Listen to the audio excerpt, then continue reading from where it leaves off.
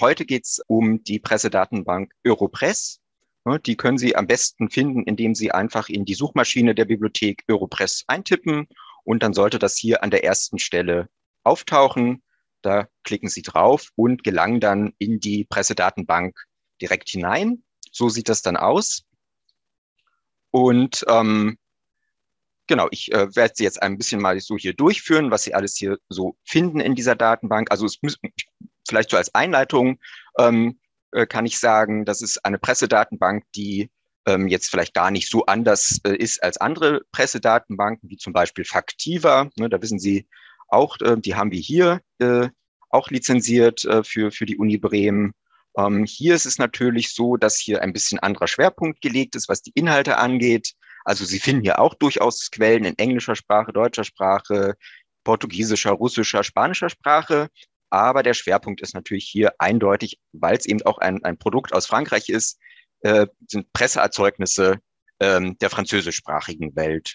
Und da zwei Schwerpunkte. Also Sie finden hier sehr gut abgedeckt natürlich die französische Presse in all ihren Facetten. Also das geht von irgendwelchen Jahreszeitschriften, kleinen über regionale Tageszeitungen bis zu den ganz großen nationalen Tageszeitungen und Wochenzeitungen Frankreichs. Und sehr gut abgedeckt und deswegen wahrscheinlich auch für Bremen und die Uni Bremen besonders interessant. Kanada ist hier auch sehr, sehr gut abgedeckt. Also die kanadische Presse und zwar sowohl die des Anglophonen, aber natürlich auch die des frankophonen Kanadas. Also auch Personen, die sich jetzt für das anglophone Kanada interessieren und vielleicht gar nicht Französisch so gut beherrschen, die werden hier trotzdem auch fündig. Ne? Also das nur so ein Hinweis, vielleicht auch, wenn Sie das dann an Kolleginnen und Kollegen so ein bisschen weitergeben, diese Information. Also für Kanada ist das hier eine wunderbare Recherchequelle ganz generell. Was Sie hier jetzt sehen auf dem Bildschirm, ist die einfache Recherche, also die einfache Suchmöglichkeit mit einem Suchschlitz, wie man das so kennt von Google und so weiter. Hier diese 360 Grad bietet Ihnen, oder hier die Null sozusagen der 360 Grad bietet Ihnen nochmal eine Möglichkeit, 5 verschiedene Recherchekanäle an- oder abzuwählen. Also hier blau hinterlegt, das sind die Presseerzeugnisse, also Tageszeitung, Wochenzeitung und so weiter. Und Sie sehen es, wir haben hier auch noch andere, also verschriftliche Beiträge in Fernsehen und Rundfunk. Hier an dritter Stelle soziale Medien, also da werden ausgewählte Blogs und einige Twitter-Accounts ausgewertet. Und hier noch Etudes et Rapport und Repertoire et Référence. Also meiner Erfahrung nach, Sie können sich das ja mal dann in Ruhe anschauen, gibt es da immer wenige Treffer und ich weiß nicht, ob das wirklich so relevant ist. Also im Regelfall wird man ja eher dann in den Presseerzeugnissen suchen. Und dann geben Sie das ganz normal ein, was Sie da interessiert. Ich nehme jetzt einfach mal ein aktuelles tagespolitisches Thema, den Pass vaccinal und könnt jetzt hier noch dann den Zeitraum festlegen, also heute, gestern, letzte 3 Tage und so weiter. Ich nehme mal jetzt die letzten 30 Tage. Dann gibt es hier so gewisse Voreinstellungen, sagen wir mal einfach Frankreich.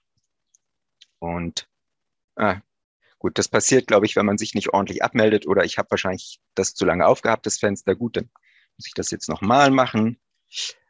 Also Pass vaccinal, Frankreich.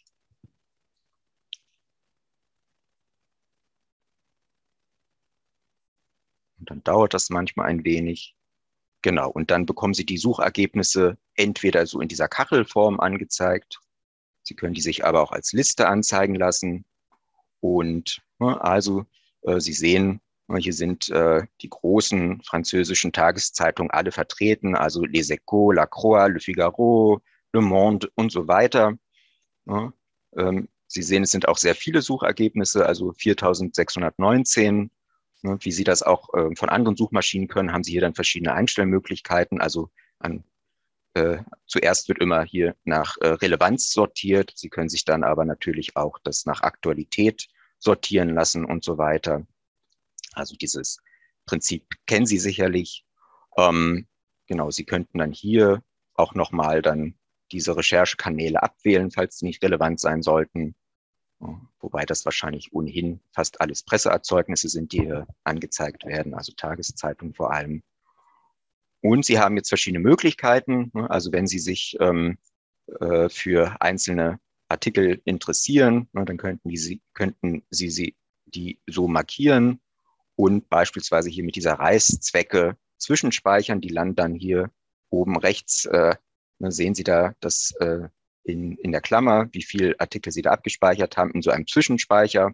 Also wenn Sie dann noch irgendwie weiter recherchieren möchten zu anderen Themen, da können Sie die sozusagen erstmal ablegen. Sobald Sie das Browserfenster schließen, sind die natürlich aber wieder verschwunden.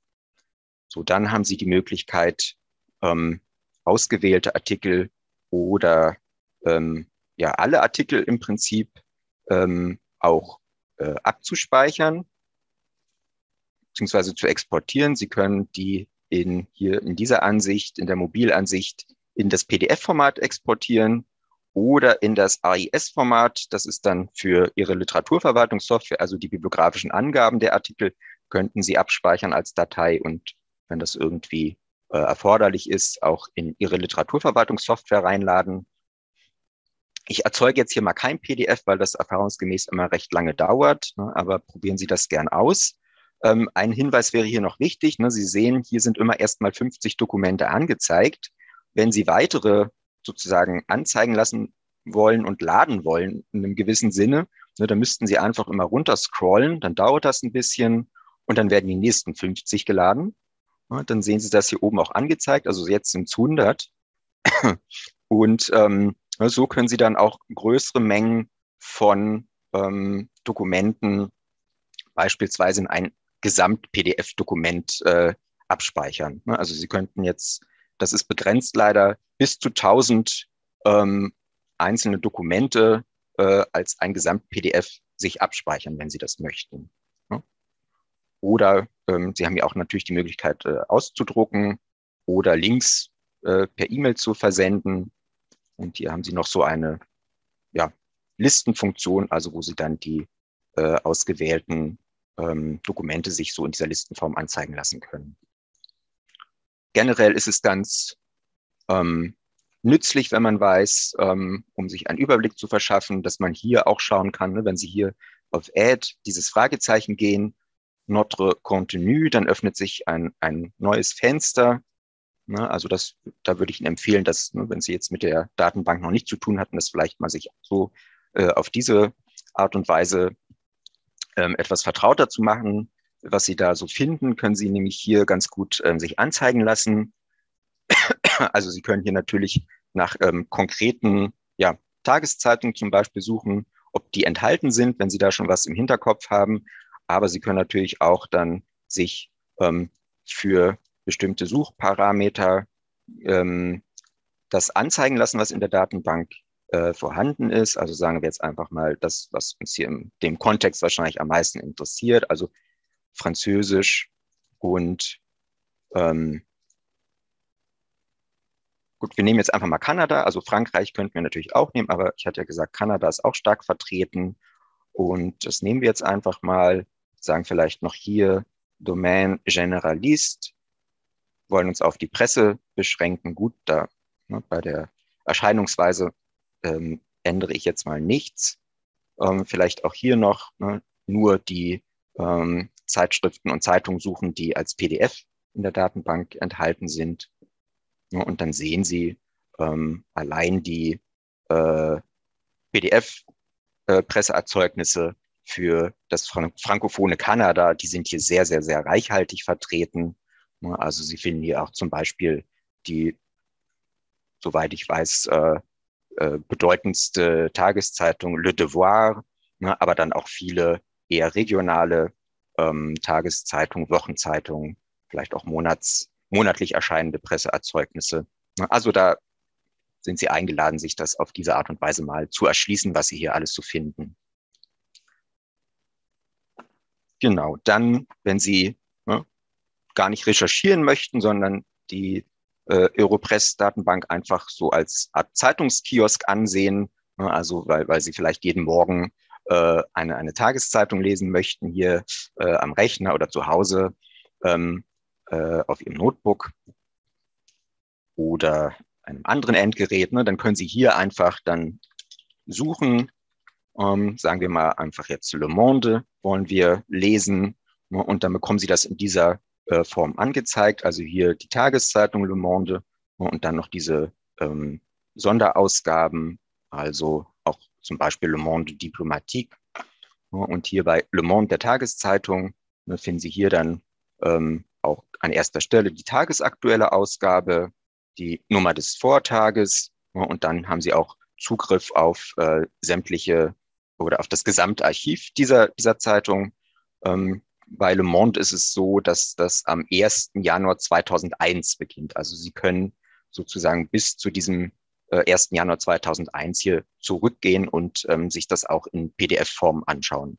Und wenn Sie dann hier draufklicken, öffnet sich dann dieser Reader. Also Sie können sich das dann hier so in der Form anschauen und lesen, so einstellen, wie es Ihnen am besten passt. Hier haben Sie dann Zugriff auf einzelne Seiten der jeweiligen Zeitung.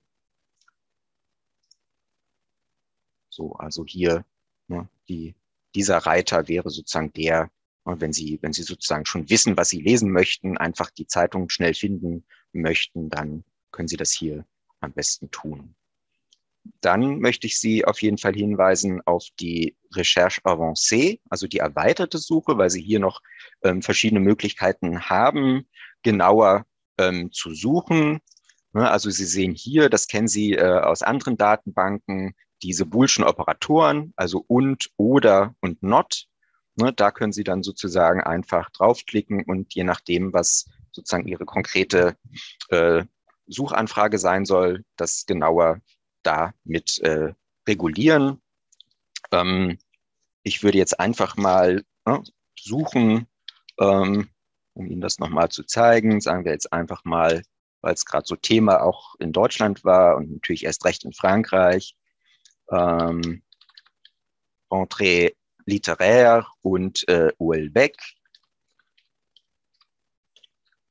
Ja, und dann könnten wir hier noch zum einen aus diesen vorgefertigten Recherchedomänen was aussuchen. Wir könnten aber hier auch nochmal dann bei Critères de Source festlegen, ganz genau, was wir eigentlich durchsuchen möchten.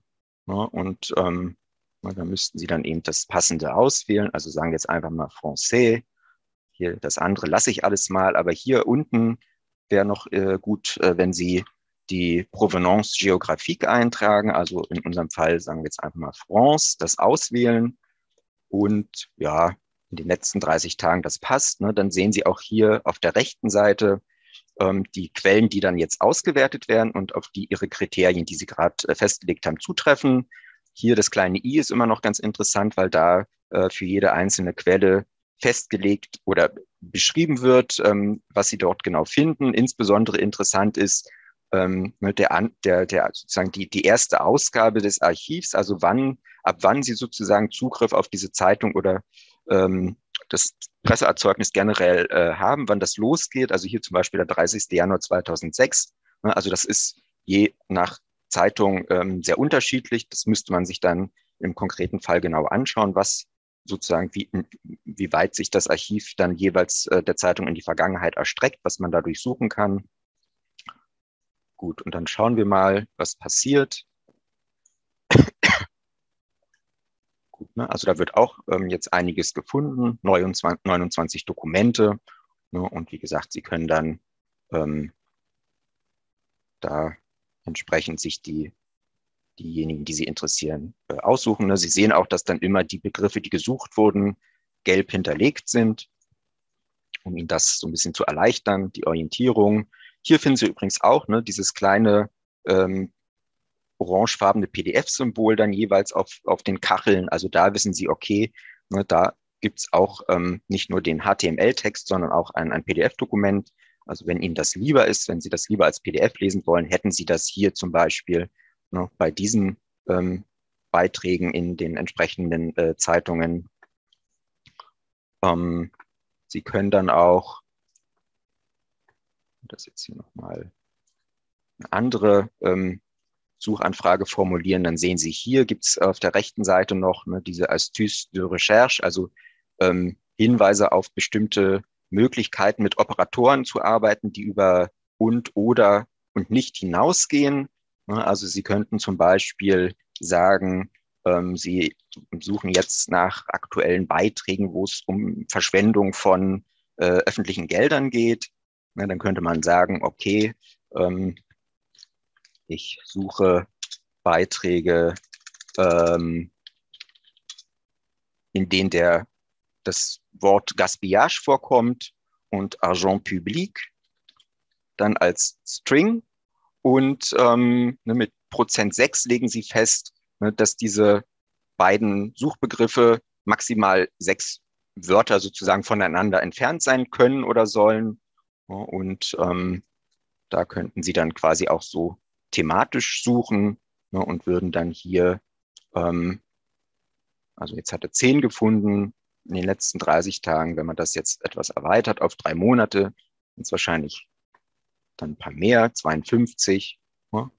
Also Sie haben jedenfalls, das war jetzt mein Punkt, bei Recherche Avancée noch weitere Möglichkeiten, Ihr Suchinteresse genauer zu formulieren. Also da müssten Sie einfach mal bitte sich diese Recherchetricks hier auf der rechten Seite noch mal ein bisschen genauer anschauen, was da alles möglich ist. Was auch sehr schön ist, Sie könnten diese erweiterte Recherche auch nutzen, um sprachwissenschaftliche Fragestellungen vielleicht zu überprüfen oder da zu recherchieren, das als Korpus zu nutzen. Und da habe ich jetzt hier einfach mal als Beispiel, wir haben es ja gestern uns angeschaut, dieses Wörterbuch, den Grand Robert. Und da ist unter Covid vermerkt, Sie sehen das hier unten als Anmerkung, dass in Frankreich Covid öfter, also bevorzugt in der maskulinen Form verwendet wird, also Le Covid. In Kanada als Femininum verwendet dann eher tendenziell, beziehungsweise dann eben La Covid.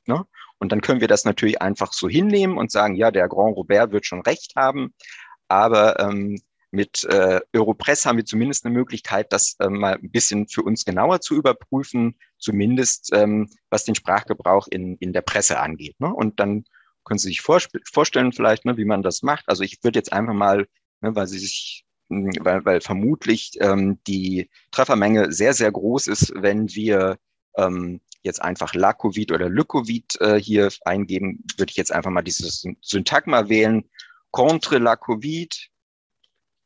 Und dann müssten wir hier noch festlegen, Frankreich, wir suchen und dann ändern wir das ich mache das jetzt mal nicht, weil es zu viel Zeit wegnimmt, contre le Covid für Frankreich. Und dann könnten Sie dasselbe nochmal wiederholen, aber dann eben einfach für Kanada und suchen da. Und tatsächlich, also ich habe das mal ausprobiert gestern und das stimmt. Also tatsächlich scheint der Sprachgebrauch so zu sein, wie Le Grand Robert es beschreibt. Also das nur so als Hinweis, wie man vielleicht Europress auch für solche Analysen gut verwenden kann. Und auch noch meiner Meinung nach ganz wichtig jetzt für alle, die auch sprachwissenschaftlich arbeiten, ganz wichtig, Sie sollten wissen, dass es hier noch diese Version Classique gibt.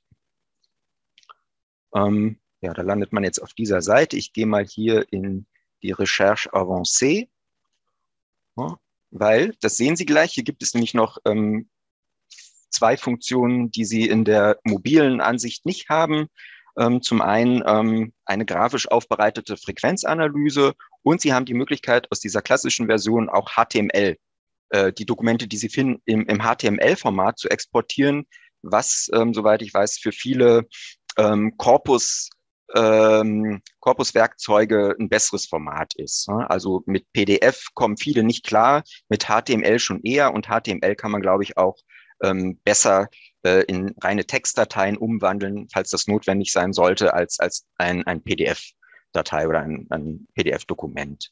Und jetzt einfach mal so als Beispiel, könnte man zum Beispiel hier nach einem Neologismus wie Elektronisme suchen, ne, dann mache ich hier jetzt bloß mal ganz schnell und sage einfach, Domaine de Recherche ist France. Und wir schauen uns das sozusagen über alle Archive hinweg an.